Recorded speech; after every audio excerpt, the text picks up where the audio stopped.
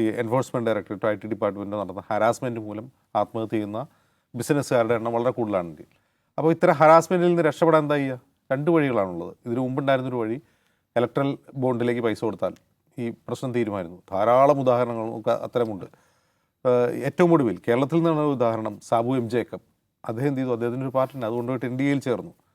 അദ്ദേഹത്തിനെതിരെ ED കേസുണ്ട്. ED അന്വേഷണം നടക്കുന്നൊരു ബിസിനസ്മാനാണ് അദ്ദേഹം. അദ്ദേഹത്തിന് ആത്മഹത്യ ചെയ്യേണ്ടി വന്നില്ല. അപ്പോൾ ഇത് പലരും ചൂണ്ടിക്കാട്ടുന്നുണ്ട്. അപ്പോൾ ഇതിനെ ഒരുതരം ടാക്സ് ടെററിസം എന്നാണ് പ്രതിപക്ഷ കക്ഷികൾ വിളിക്കുന്നത്. ഇപ്പോൾ കർണാടക കോൺഗ്രസ് തന്നെ അവിടെ കർണാടക സർക്കാർ ഇതേക്കുറിച്ചൊരു ഹൈ ലെവൽ അന്വേഷണത്തിന് ഉത്തരവിട്ടിട്ടുണ്ട്. മറ്റൊന്ന് അവിടുത്തെ കോൺഗ്രസ് പാർട്ടി തന്നെ ആരോപിക്കുന്നത് ഇത് ടാക്സ് ടെററിസമാണ്, ഇത് ഒറ്റപ്പെട്ട സംഭവമല്ല, ഇതിങ്ങനെ ധാരാളമായി ഉണ്ടാകുന്നു എന്നുള്ളതാണ്. അപ്പോൾ ഈ CJ റോയിയെ പോലെ വളരെ സ്ട്രോങ് ആയിട്ടുള്ള വളരെ ശക്തനായിട്ടുള്ളൊരു മനുഷ്യന് ഈ ഹരാസ്മെൻറ്റ് സഹിക്കാൻ പറ്റാതെ ആത്മഹത്യ ചെയ്യേണ്ടി വരുന്നു. കാരണം IT ഡിപ്പാർട്ട്മെൻറ്റിൻ്റെ റെയ്ഡ് എന്ന് പറഞ്ഞാൽ അത് അനുഭവിച്ചിട്ടുള്ളവർക്ക് മനസ്സിലാവുക. IT റെയ്ഡും ED റെയ്ഡും, അതായത് വളരെ ചെറിയൊരു കാര്യങ്ങൾക്ക് ചെറിയ കാര്യം ചോദിച്ചറിയാൻ വേണ്ടി നമ്മൾ കാണാറുണ്ട് EDയുടെ ചോദ്യം ചെയ്യൽ 36 മണിക്കൂർ നീണ്ടു. എന്താ ഈ 36 മണിക്കൂർ ചോദ്യം ചെയ്യുന്നത് എന്താണ്?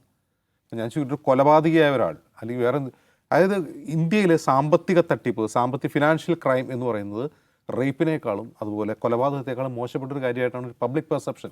അതിൽ മാധ്യമങ്ങൾക്കൊരു പങ്കുണ്ട്.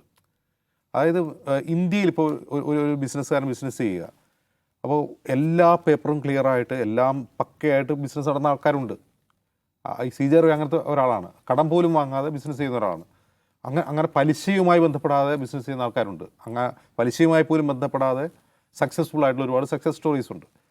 അപ്പോൾ ഇങ്ങനെയൊക്കെ ഉണ്ടായിരിക്കെ തന്നെ എന്തുകൊണ്ടാണ് ഈ 36 മണിക്കൂറൊക്കെ ചോദ്യം ചെയ്യാൻ എന്താണ് ഇവരിൽ നിന്ന് അറിയാനുള്ളത്? ഇപ്പോൾ റെയ്ഡ് നടത്തി അവരുടെ ഓഫീസുകളോ ഗോഡൗണോ അല്ലെങ്കിൽ വ്യവസായശാലകളോ റെയ്ഡ് നടത്തി അവർ കണ്ടെടുക്കാത്ത എന്താണ് ഈ 56 മണിക്കൂർ അല്ലെങ്കിൽ ഒരു മാസം നീണ്ടു നിൽക്കുന്ന ചോദ്യം ചെയ്യലിലൂടെ പുറത്തു വരാനുണ്ട്? അപ്പോൾ ഈ ചോദ്യം ചെയ്യൽ പ്രൊസീജിയർ തന്നെ ഒരു തരം ഹറാസ്മെൻറ്റാണ്. അത് ആളുകൾക്കുണ്ടാകുന്ന ബിസിനസ്സുകാർക്കുണ്ടാകുന്ന സമ്മർദ്ദം ചെറുതല്ല. മറ്റൊന്ന്, ഇത്തരം നിരന്തരമായ റെയ്ഡും നിരന്തരമായ ചോദ്യം ചെയ്യലും അവരുടെ ബിസിനസ്സിനെ തന്നെ തടസ്സപ്പെടുത്തും. അവരുടെ വരാനുള്ള ഇൻവെസ്റ്റ്മെൻറ്റ് അല്ലെങ്കിൽ ഫ്യൂച്ചർ പ്രൊജക്റ്റിലേക്ക് അത് ബാധിക്കും. അപ്പോൾ ഭരണകൂടത്തിന് ഇപ്പോൾ ഏതെങ്കിലും ബിസിനസ്സുകാരോട് വൈരാഗ്യം തോന്നിക്കഴിഞ്ഞാൽ ആ ബിസിനസ്സിനെ തകർക്കാൻ ഉള്ള എളുപ്പ വഴി അതാണ്.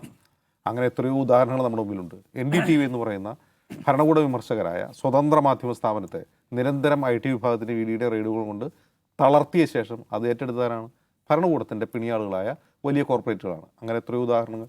നിരന്തരമായി എൻഫോഴ്സ്മെൻറ്റ് ഡയറക്ടറേറ്റിൻ്റെ റെയ്ഡ് നടത്തുക, ആ റെയ്ഡ് നടത്തിയതിന് ശേഷം അവരിൽ നിന്ന് ഇലക്ട്രൽ ബോണ്ടിലേക്ക് ഫണ്ട് മേടിക്കുക. നമുക്കിപ്പോൾ ഇലക്ട്രൽ ബോണ്ടിൻ്റെ കഥകൾ കണക്കുകൾ പുറത്തു വന്നായിരുന്നു സുപ്രീം കോടതി ഉത്തരവിന് ശേഷം. സുപ്രീം കോടതി അത് ആ ഇലക്ട്രൽ ബോണ്ട് ഭരണഘടനാ വിരുദ്ധമാണെന്ന് കണ്ടെത്തിയതിന് ശേഷം അതിൻ്റെ വിവരങ്ങൾ പുറത്തു വന്നിരുന്നു. അതിൽ ഭരിക്കുന്ന പാർട്ടിക്ക് ഫണ്ട് നൽകിയിട്ടുള്ള മുഴുവൻ കമ്പനികളും എൻഫോഴ്സ്മെൻറ്റ് ഡയറക്ടറേറ്റിൻ്റെയോ IT വകുപ്പിൻ്റെയോ നിരന്തരമായ റെയ്ഡുകൾക്ക് ശേഷമാണ് ഈ പണം കൊടുക്കേണ്ടി വന്നത്. അപ്പോൾ യഥാർത്ഥത്തിൽ ഇത് ടാക്സ് ടെററിസം അല്ല, ഇതൊരു എക്സ്റ്റോർഷനാണ്. അതായത് കൊള്ളയടിയാണ്. പിടിച്ചുപറി എന്ന് പറയാവുന്ന രീതിയിൽ പിടിച്ചുപറി സംഘമായി കേന്ദ്ര ഏജൻസികളെ മാറ്റുകയാണ് കേന്ദ്ര സർക്കാർ ചെയ്യുന്നത്. അപ്പോൾ BJPക്ക് ഫണ്ട് കൊടുക്കുന്നവർക്ക് പിന്നീട് വിശുദ്ധന്മാരായി മാറുക, പിന്നീട് ആ കമ്പനികൾക്ക് ധാരാളമായി പദ്ധതികൾ ലഭിക്കുക. ഇതൊന്ന് ആലോചിച്ച് നോക്കുക. ഇത് ഏതെങ്കിലും IT ഡിപ്പാർട്ട്മെൻറ്റോ എൻഫോഴ്സ്മെൻറ്റ് ഡയറക്ടറേറ്റോ അദാനിയുടെ അംബാനിയുടെ വീട്ടിൽ റെയ്ഡിന് പോകുന്നുണ്ടോ? ഇല്ല. ഭരണകൂടത്തിൻ്റെ ഭാഗമായി നിൽക്കുന്നവർക്ക് അല്ലെങ്കിൽ ഭരണകൂടത്തിന് ഫണ്ട് കൊടുക്കുന്നവർക്ക് ഈ ഒരു പ്രശ്നങ്ങളുമില്ല. ഇവിടെ എന്തുകൊണ്ടാകാം ഇത്തരം ആളുകൾ, അതായത് കറപ്റ്റ് അല്ലാത്ത ബിസിനസ് ആളുകൾ, ഇൻഡസ്ട്രിയലിസ്റ്റുകൾ എന്തുകൊണ്ട് ഈ കേന്ദ്ര ഏജൻസികളുടെ റഡാറിൽ വരുന്നു ചോദിച്ചാൽ അവർ അവിഹിതമായി ഒന്നും ചെയ്യുന്നില്ല. അവർ അനധികൃതമായി എന്തെങ്കിലും ചെയ്യാൻ വേണ്ടി ഭരണകൂടത്തെ പ്രീതിപ്പെടുത്താൻ വേണ്ടി അവർക്ക് ഫണ്ട് കൊടുക്കുന്നില്ല. എന്നിരിക്കുക അവരെ വേട്ടയാടുകയാണ് ചെയ്യുന്നത്. അതല്ലെങ്കിൽ അവർക്ക് ആ വേട്ടയാടിൽ നിന്ന് രക്ഷപ്പെടാമായിരുന്നു. അവർ അനധികൃതമായൊന്നും ചെയ്യാത്തതുകൊണ്ട് എന്ത് ചെയ്യുന്നില്ല? ഇപ്പോൾ BJPയുടെ ലോക്കൽ നേതാക്കൾ വന്ന് ഫണ്ട് ചോദിക്കുമ്പോൾ അവർ കൊടുക്കുന്നുണ്ടാവില്ല. അല്ലെങ്കിൽ അവിഹിതമായതിൽ നേടാൻ വേണ്ടി അവർ പണം നൽകുന്നുണ്ടാവില്ല. അപ്പോൾ അവരെന്ത് ചെയ്യുന്നു? അവരെ വേട്ടയാടുന്നു. ആ വേട്ടയാടലിൻ്റെ സമ്മർദ്ദമാണ് ഇപ്പോൾ മുമ്പ് VJ സിദ്ധാർത്ഥയ്ക്കും ഉണ്ടായത്, ഇപ്പോൾ ഉണ്ടായിട്ടുള്ള CJ റോയുടെ കാര്യത്തിലും ഉണ്ടായിട്ടുള്ളത് വ്യക്തമാണ്. കാരണം അവരുടെ കുടുംബാംഗങ്ങളുടെ അദ്ദേഹത്തിൻ്റെ സഹോദരൻ തന്നെ പരാതിയിൽ അത് തന്നെയാണ് പറയുന്നത്. അപ്പോൾ ഇത് യഥാർത്ഥത്തിൽ ഇന്ത്യയിലെ ബിസിനസ്സിനെ തളർത്തുകയാണ്, മുന്നോട്ട് കൊണ്ടുപോവുകയാണ് ചെയ്യുന്നത്. അത് ശരിക്കും തളർത്തുകയാണ് ചെയ്യുന്നത്. രണ്ട് രീതിയിൽ തളർത്തും. ഒന്ന്, ബിസിനസ്സിൻ്റെ ഒരു ഡീസെൻട്രലൈസേഷൻ ഇല്ലാതാവുന്നു. എല്ലാവർക്കും സംരംഭകത്വം നടത്താം, എല്ലാവർക്കും ബിസിനസ് ചെയ്യാമെന്നുള്ള സ്വാതന്ത്ര്യം ഇല്ലാതാവുന്നു. പകരം ആർക്ക് മാത്രം പറ്റുന്നു? ക്രോണിക് ക്യാപിറ്റലിസ്റ്റുകളായ അല്ലെങ്കിൽ ഭരണകൂടത്തിന് പിണിയാളുകളായ കുറച്ച് ബിസിനസ്സുകാർക്ക് മാത്രം, അതും വൻകിടക്കാർക്ക് മാത്രം ഇന്ത്യയിൽ ബിസിനസ് ചെയ്യാൻ പറ്റുന്നു എന്ന അവസ്ഥ വരുന്നു. ഇത് യഥാർത്ഥത്തിൽ എന്താണ് സംഭവിക്കുന്നത്? അങ്ങനെ സംഭവിക്കുന്നതോടുകൂടി എന്താ ഉണ്ടാവുന്നത്? ഈ രാജ്യത്തിൻ്റെ GDP വളരണം, രാജ്യത്ത് വലിയ തൊഴിലവസരങ്ങൾ ഉണ്ടാവണം എന്നൊക്കെ കഴിഞ്ഞ 10 വർഷമായിട്ട് പ്രസംഗിച്ചുകൊണ്ടിരിക്കുകയാണ് മറ്റു രാജ്യക്കാർ വിസയൊക്കെ അപേക്ഷിച്ച് ക്യൂ നിൽക്കുന്ന ഒരു ഇന്ത്യ എന്നൊക്കെയാണ് പ്രധാനമന്ത്രി പ്രഖ്യാപിക്കാറുള്ളത്. അങ്ങനെ വരണമെങ്കിൽ എന്ത് വേണം? രാജ്യത്ത് സംരംഭകത്വം വളരണം, രാജ്യത്ത് തൊഴിലുണ്ടാവണം. ഇങ്ങനെ സംരംഭകത്വവുമായി മുന്നോട്ട് വരുന്ന സത്യസന്ധരായ ബിസിനസ്സുകാരെ ഭരണകൂടം വേട്ടയാടി പിടിച്ചെന്നുണ്ടാവും. ഈ പണിക്ക് ആരും നിൽക്കില്ല.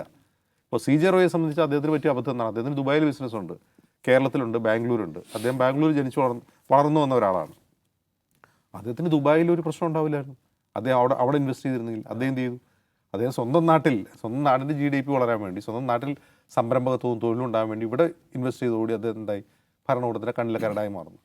അപ്പോൾ യഥാർത്ഥത്തിൽ ഈ പറയുന്ന ടാക്സ് ടെററിസം റെജീം എന്ന് പറയുന്നത് ബിസിനസ്സുകാരുടെ ഒരു കൊലക്കളമായി മാറുകയാണ്.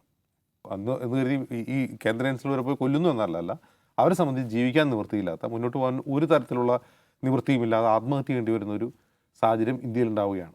അപ്പോൾ ഇതേക്കുറിച്ച് ബോധവും വെളിവുമുള്ള ഭരണകൂടത്തെ സപ്പോർട്ട് ചെയ്യുന്ന, അല്ലെങ്കിൽ BJPക്ക് വോട്ട് ചെയ്യുന്ന ബോധവും വെളിവുള്ള ആൾക്കാരെങ്കിലും ചിന്തിക്കേണ്ടതാണ്. അങ്ങനെ ചിന്തിക്കാനെങ്കിലും, കേരളത്തിലെങ്കിലും അങ്ങനെ ചിന്തിക്കാൻ ഈ പറയുന്ന CJ റോയുടെ ആത്മഹത്യ ഒരു കാരണമാണെങ്കിൽ അത് നല്ലത്.